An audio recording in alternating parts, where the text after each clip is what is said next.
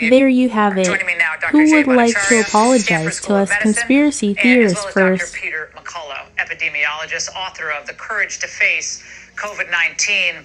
Dr. B, let's start with you. Do you have any reforms to add to that list? I know it's a long list that we've all been compiling, but that's just a start. I mean, I think for one, stop telling noble lies. Commit to never telling a lie, noble or otherwise, ever again. Do not use your power to manipulate human behavior. Just tell people the truth. Don't lie about natural immunity. Don't lie about whether the vaccine stops transmission. Don't lie about masks. Tell the absolute truth about all of these things based on what the science actually is saying. That would be a really good reform, I think, to start with.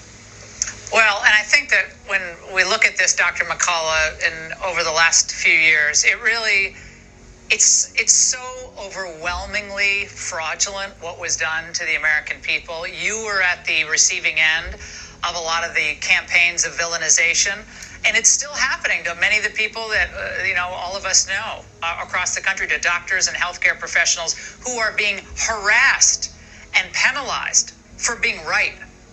Dr. McCullough. It's true. Americans and physicians like myself have progressively lost their confidence in the multi-billion-dollar agency.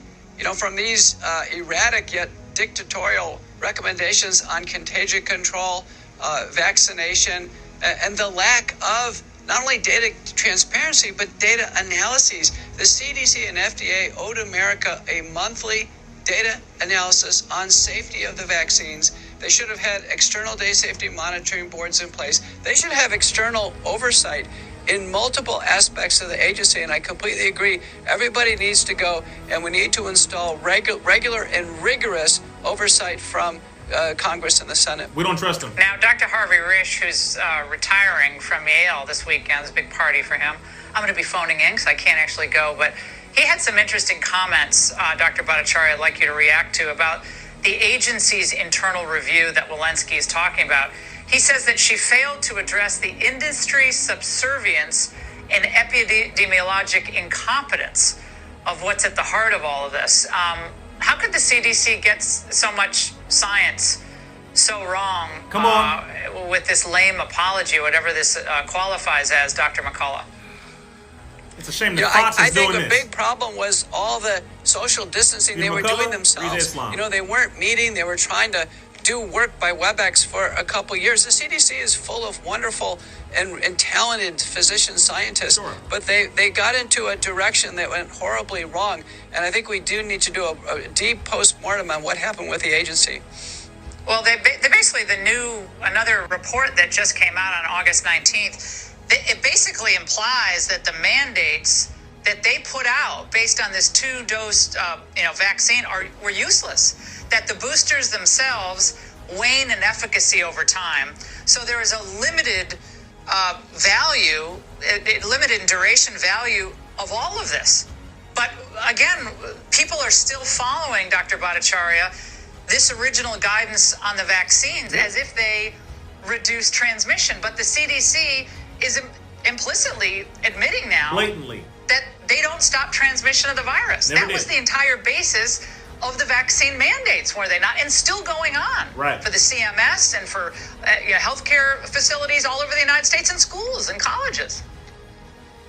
Yeah, I think that the CDC has caused untold harm by basically not actually acknowledging the scientific fact that the vaccine doesn't stop transmission. And you're absolutely right, Laura. It's the basis for all these mandates on which so many people have lost their jobs. It's absolutely destroyed confidence in public health, and I think it's also had this knock-on consequence of reducing public trust in public and other vaccines that are actually quite important for public health. I think it's a complete disaster. It's not enough just to apologize or to acknowledge wrongdoing. It's just there needs to be a fundamental overhaul.